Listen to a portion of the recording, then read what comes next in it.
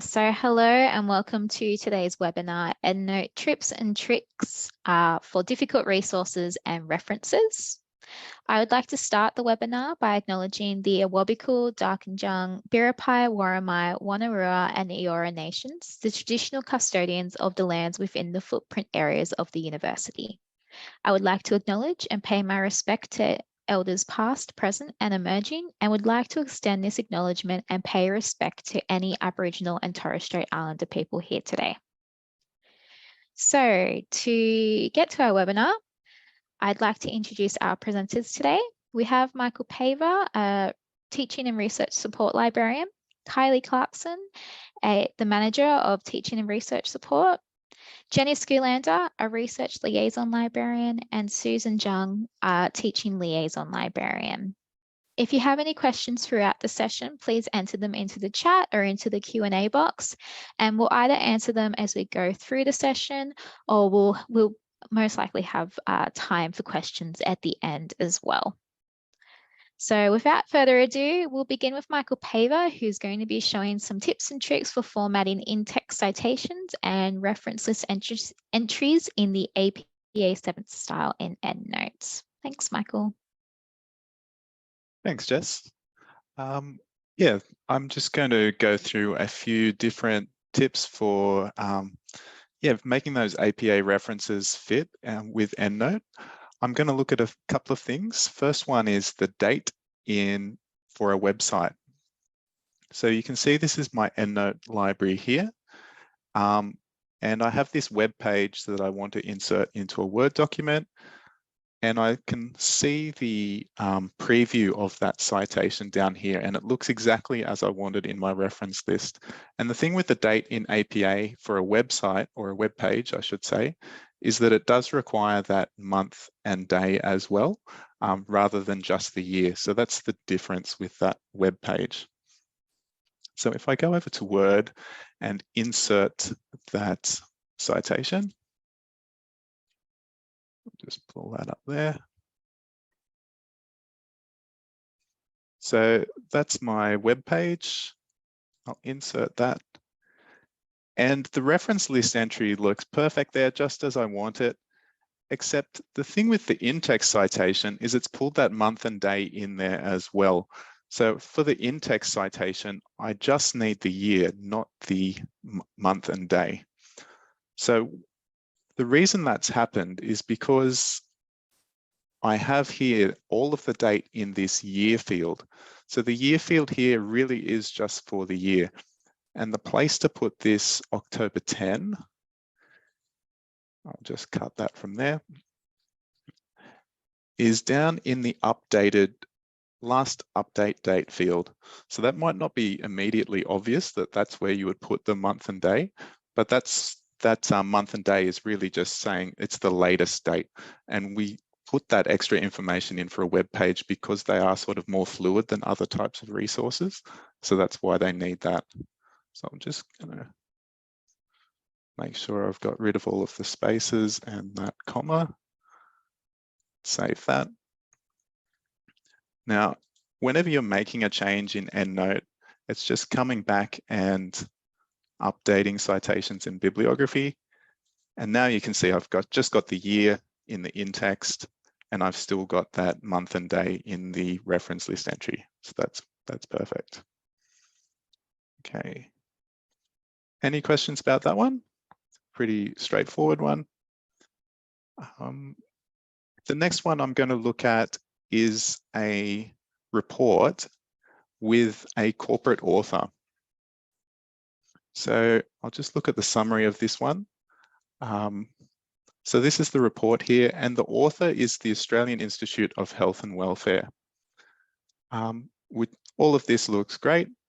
I'm just going to insert that into my Word document.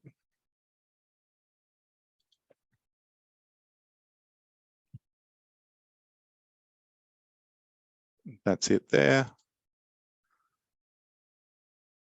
Now, you can see with this in-text citation, it is quite long. And also this organization is often known just by its acronym, AIHW. And there is an option in APA when you have a corporate author like this to put in the in-text citation in brackets the acronym. So I'm just going to go through how you can do that. So whenever you need to edit your in-text citations, it's just highlighting, going to edit and manage citations. And there is a bit of a trick to doing this one.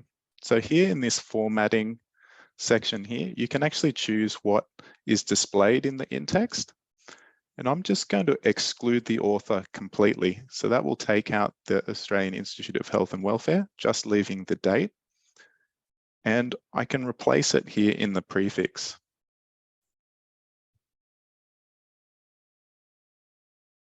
And welfare. So that's the name. And then I'm going to put in the acronym in square brackets at the end, the comma, and the space to replace that author. The prefix just means that it will go at the beginning of the in-text citation. So now if I do that, you can see it's displaying with that acronym as well. Now, the purpose of putting the acronym here, this would be the first time you cite this resource. The next time you cite it, you don't need to put the full name. You can just put the acronym. So you would do it the same way. I'll put in the citation again.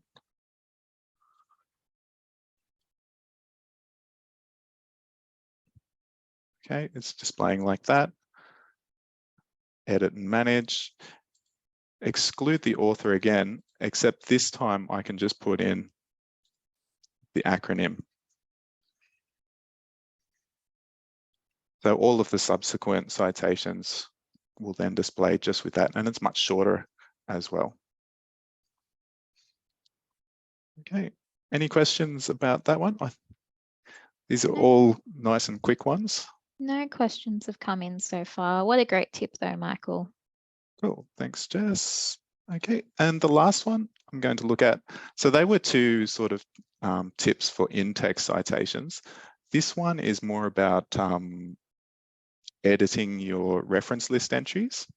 So you can see here in my library, I have 3 journal articles.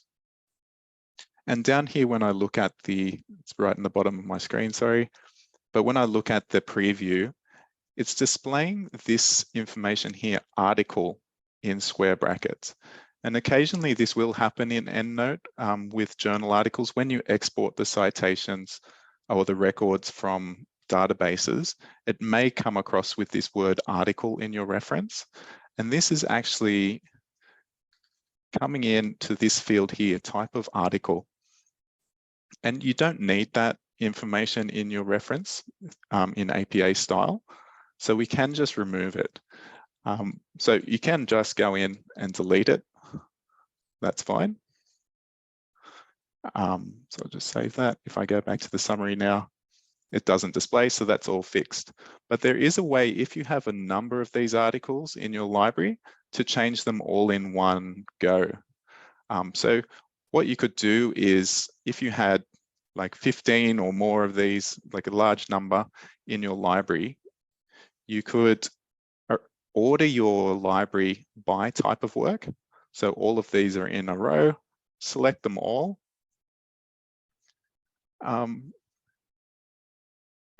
Or put them, when you do this, it will actually give you the option to change everything that's in the folder that you're working on as well. So if they're all in one folder, you can do it that way.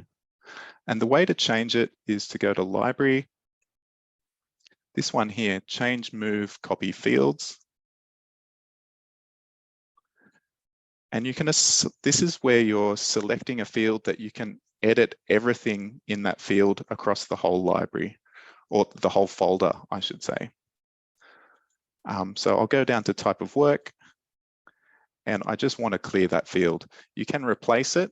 So this is another good tool to use if you want to add something to every reference in your folder. If you wanted to add a tag or something that was helpful for you. But for this one, I'm just going to clear the field. And it does make me check that. It cannot be undone. So it's changed everything in this folder. And you can see it's deleted both of them. That's really handy if you have a large number of resources to do. Okay, so that's the three things that I wanted to show you. Any questions about that? No questions have come through in chat or via Q&A. Just a reminder, feel free to pop them into the chat or in the Q&A throughout the session. But next we're going to move on to Kylie, who's going to show you what should be done when you've got a resource, but you can't quite figure out what resource type it fits under. Thanks, Jess.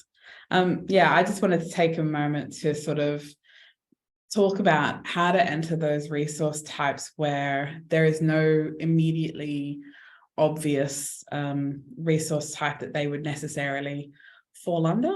And to emphasize that in those particular situations, it's really important to have an understanding of your referencing style and what the output actually should look like. So if you bear with me for a moment while I share my screen. Okay. And we have my rather cluttered EndNote, and I'm going to go in and I'm going to create a new reference. And the reference type that I'm going to demonstrate this with is lecture notes or course materials kind of thing. If you think about, say, the PowerPoint slides that you might access electronically through your Canvas site, that might be a good one to focus on. So in that particular instance, we're accessing them electronically, and they are course materials. So if we have a look in here, you'll see there's quite a lot of stuff in here. Nothing is immediately aligning with course materials or lecture notes or any of that sort of stuff, though. So this is what I'm talking about when I say it's really important that you have an understanding of what the output actually should look like, so that you can make your best possible guess at aligning the resource type to something that's going to make the output look the way that it needs to. So what I would really recommend you do is become best friends with your referencing guide if you haven't already. And I'm going to go here to course material. In here, we'll stick with PowerPoints, and you'll see that we do actually have an example of what it's supposed to look like in here. Author, full date, type of material, title of material, the description. And here is this, this example down here. Now, if I look at that, you'll see that it actually looks a lot like most resource types in APA 7, the difference being that it has to have the full date, which Michael's just actually demonstrated for us. It needs to have the format type in square brackets. We have over here Blackboard, which is pretty much where you would normally find the publisher. And then you need this URL, which is just the actual URL of the university's Blackboard. So if I now go back over to my EndNote, and forgive me, I'm going to be flicking between these sites. What I would encourage you to do is to think of a resource type that will display somewhat similarly to that.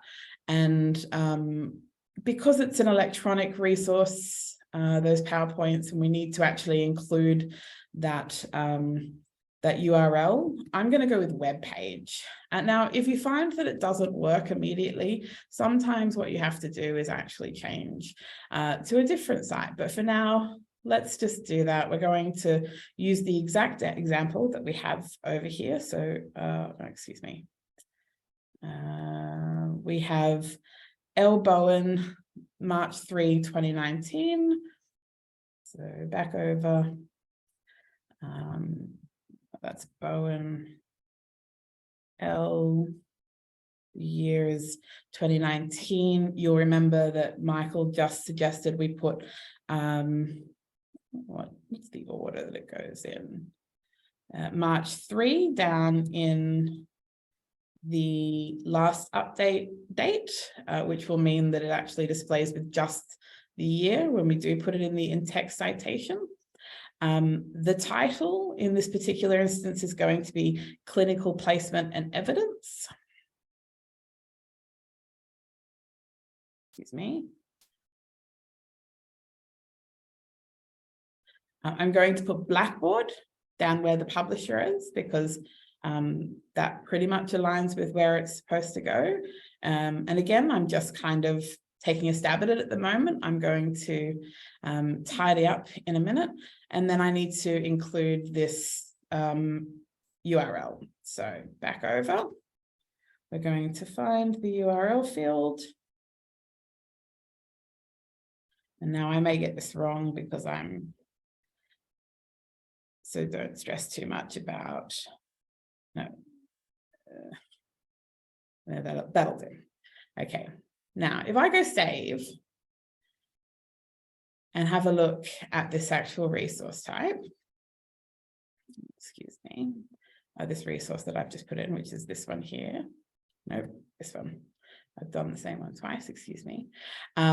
You'll see that what I've got down here is this example, and it has got the date correct, which is great. It's got the URL that I've put in. It's got Blackboard, but what it is missing from our example over here is this PowerPoint slides. Now, it's not going to have a logical, nice, clear spot for us to put that. What we need to do is actually shoehorn it into looking the way that we need it to look.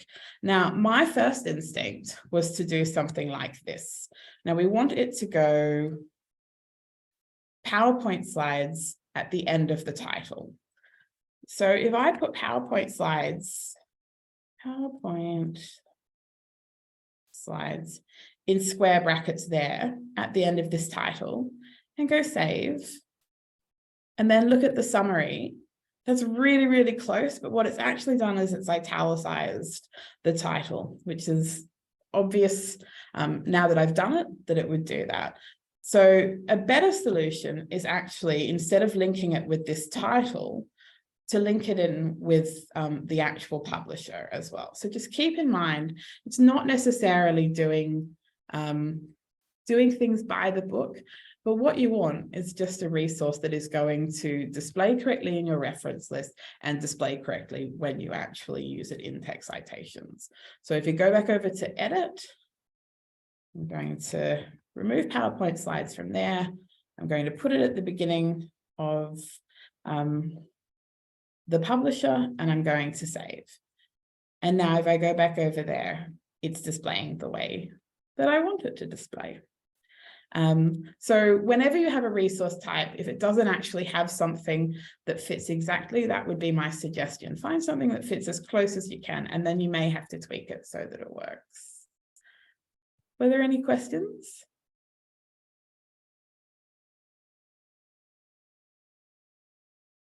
There is one question. If you use this method, will you have to take care about what the output looks like if you change referencing style? Absolutely. And I would say that anytime you change a referencing style, you kind of need to be aware of what it's going to do to all of your resources in your library anyway. So keep in mind that, you know, one referencing style may display the publishing field in a very different way to the way that another one will. You're still going to have an understanding of what it's supposed to look like in the referencing style that you're moving to. And then again, you may have to tweak it to make sure that it displays the way that you need to with your next style. Great. Thanks, Kylie. No worries. So next we'll move on to Jenny Scalando, who's going to demonstrate how to add references into footnotes. Thanks, Jess. Hello, everyone. I'll just share my screen.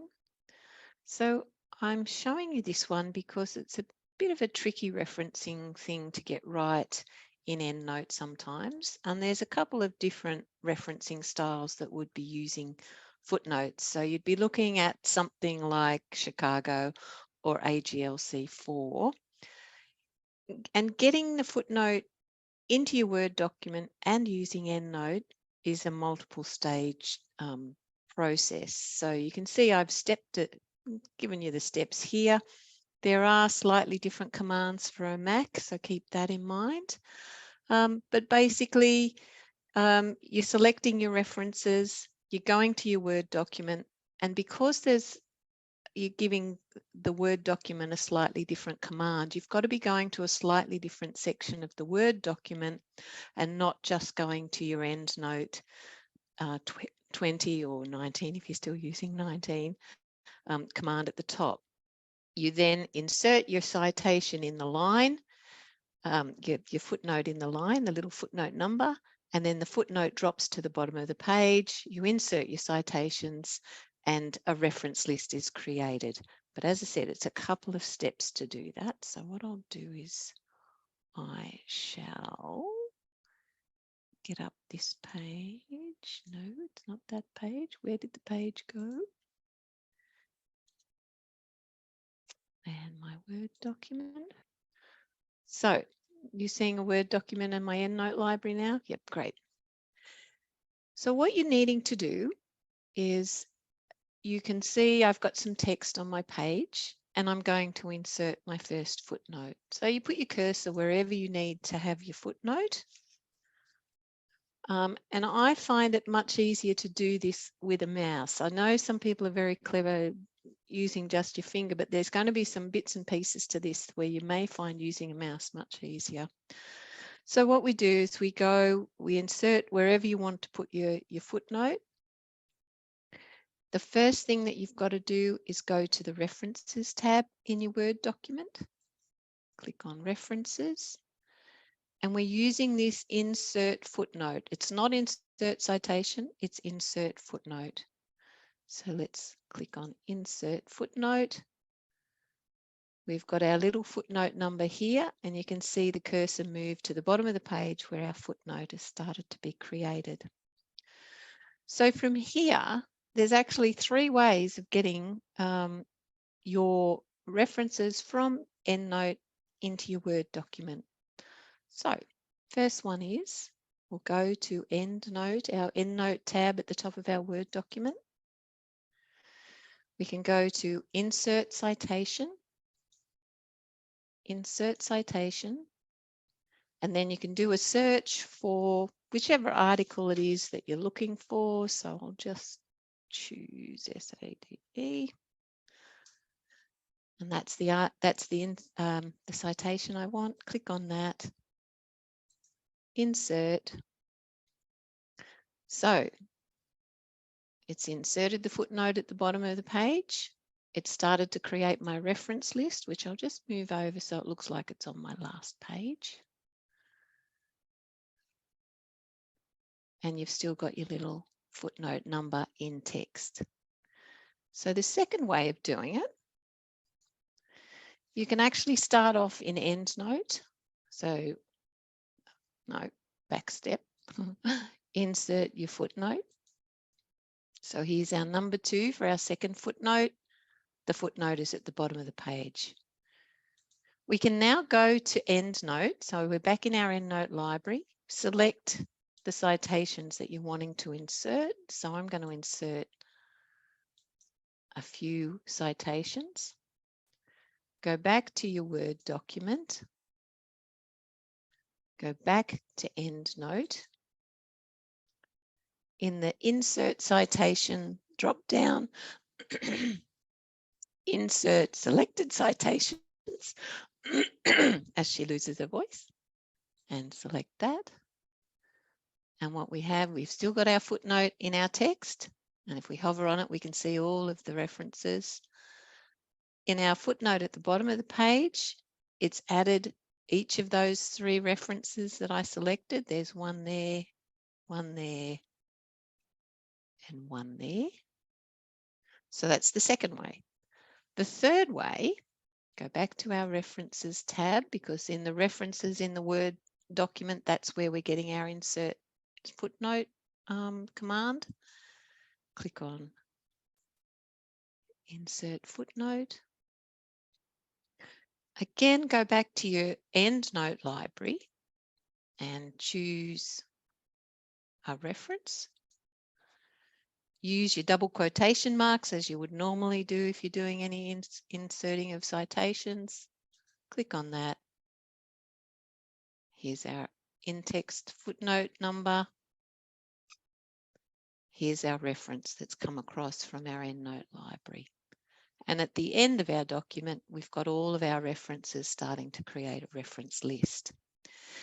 Now, what you can also do with these footnotes, as with any EndNote data enhanced Word document, if you click on any of these references, they'll go grey because that's telling you there's a whole lot of EndNote data sitting behind there. But sometimes with footnotes, you need to be able to add just a little bit of extra text. And this is where using your mouse comes into it. But if you're very clever using your finger, go ahead. So just in front of where all of that EndNote data would start with that footnote, if you can click, she's just got to miss all the EndNote data. So you can see there's my cursor. I'll open this up fully and make it a bit bigger.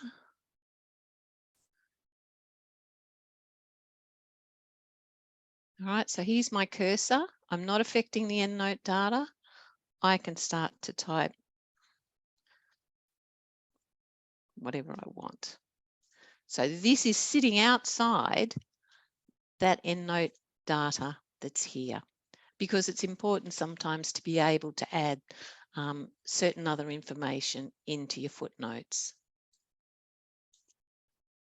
All right, so as I said, inserting footnotes using EndNote is a couple of steps. So the first thing you want to do, put your cursor wherever your footnote is going to be within your text, go to references, insert footnote, and then either go to your EndNote library using the tab here and inserting and searching for your citations, or select your citation straight away in EndNote and use the different forms of inserting.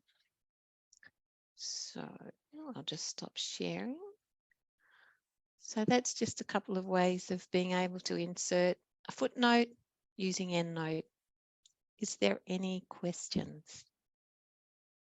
No questions at the moment, Jenny. Thanks for showing that. Okay, While we thanks. wait for some questions possibly to come in, we'll move on to Susan, who's going to be demonstrating how to modify the Vancouver style. Thanks, Susan.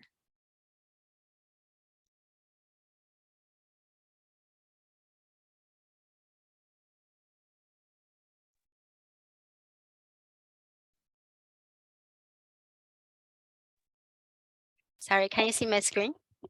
Yes, we can see your screen. Thank you. All right. Hello, everyone.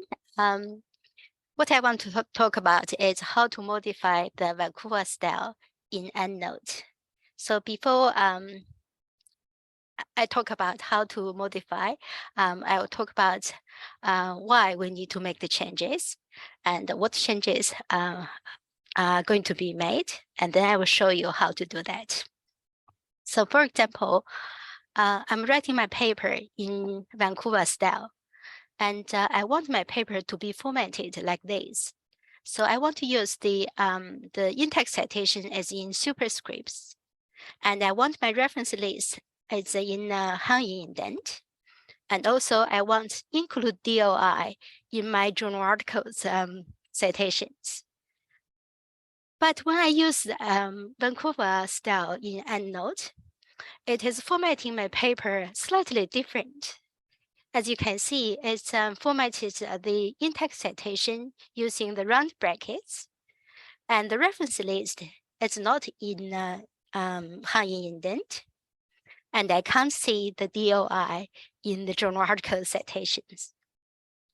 So, in order to format my paper correctly, I need to make some changes. The changes will be include, number one, change the in-text citation number from the round brackets to the superscript. Number 2, I want to add the DOI into the journal article citations. And number 3, I want to change the reference list from flash left to hanging indent. So to make those changes, I need to go to EndNote. So go to EndNote. And then the first thing you need to check is ensure Vancouver as a style is selected. And then you go to Tools, and then Output Styles, and then click on Edit Vancouver. And in the Vancouver style window, you can see there's a citations. So if we want to make a change to citations, we need to click on the templates and the citations. And from there, you can change the format of the citation. For example, I just delete the brackets, delete the round brackets, and then I can click on the bibliography number and then change it to superscript. So click on superscript, and you can see now the citation number is in superscript. All right, that is number 1 change done. Okay, next I will look at the template and the bibliographies. And from there, you can find the template for journal articles. So click on, scroll down, you will see the journal articles as the template here. And we need to add the DOI field into the journal article template to the very end. So I click on the very end. I will start by insert a space, and then insert a grave accent. And then I put a DOI colon there, and then another grave accent. And then I need to insert the field of DOI. You can type it in, or you can use this one. So it's insert field, and then you choose DOI. And after DOI, you need to close it by insert a separation bar, or it's called false separation. So you can use the insert field and click on false separation. And then you finish it by a full stop, because the full stop is required for the journal article. That is how you add a field of DOI to the journal article's citations. So the second change is done now. And then we need to go to the layout. And in the layout, you can change the hanging indent.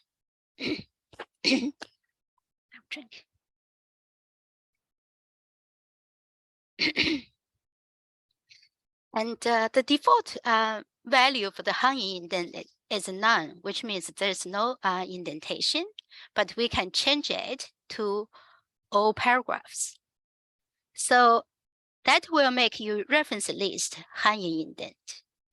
Okay, so with the 3 changes done, we need to save it. So go to File and choose Save As. You can save it a new name. So the default is a Vancouver copy, but you can make it any name, makes sense to you. For example, I may just put my name there. Oh, I can't save my name. All right, and then save it. When we save the modified style, we can try it out. For example, that is my paper formatted in the original Vancouver style, but I can go to EndNote 20 and change it to the style we just made. But it's not on the list for the moment. However, you can see there's a select another style button. So click on that, and then you go to V. You will see the button we just saved. The style we just saved is there. So click on it and say OK. And then you will see my paper is formatted in the style we just saved. You see, the in-text citation is in superscript. The reference list is in alphabet. Sorry, the reference list in hanging indent, and you can see the DOI are included in the reference list. Okay, and there is another way you can change the layout of the reference list. So you see under EndNote 20, there's a bibliography panel, and there's a little arrow there. So you click on it, and then you go to layout. From there, you can change line spacing, indentation, bibliography title, etc. So for example, I think maybe the gap is too large. The gap between the number and the citation, I want to make it smaller. What I can do is I can change the hanging indent there to, for example, 07 or 008, for example.